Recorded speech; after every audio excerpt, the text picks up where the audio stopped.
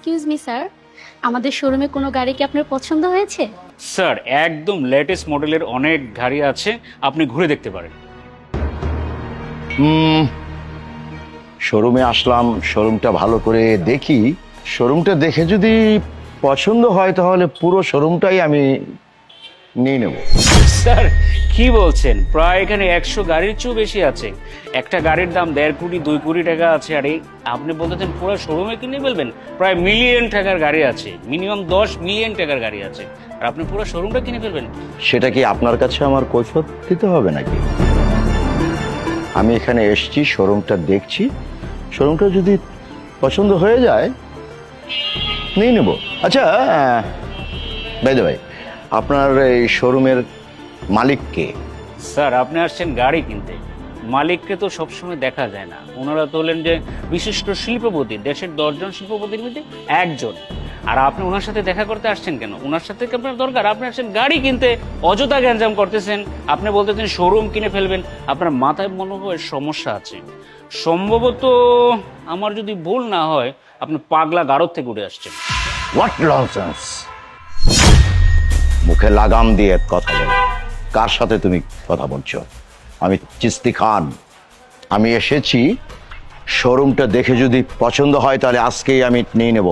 মানে বুঝলাম না, আপনি এখানে আসছেন কার কেনার জন্য, এখন আপনি বলতেছেন আপনি পুরো শোরুমটাই কিনে নেবেন। দাদা সব ঠিক আছে?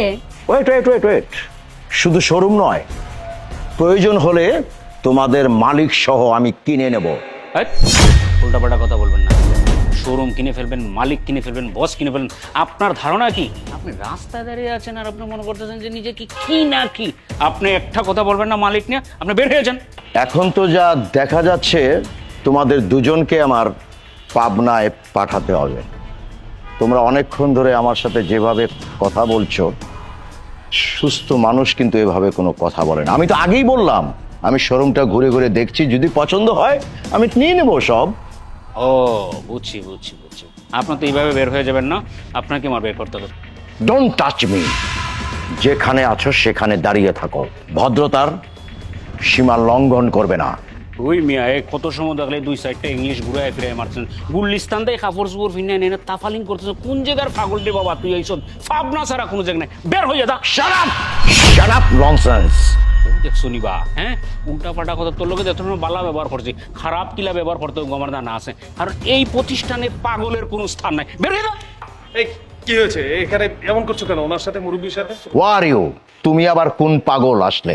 আঙ্কেল আমি পাগল না, আমি হচ্ছি এই শোরুমের মালিক। কি হয়েছে, ওরা কি আপনার সাথে কোনো বেয়াদবি করেছে?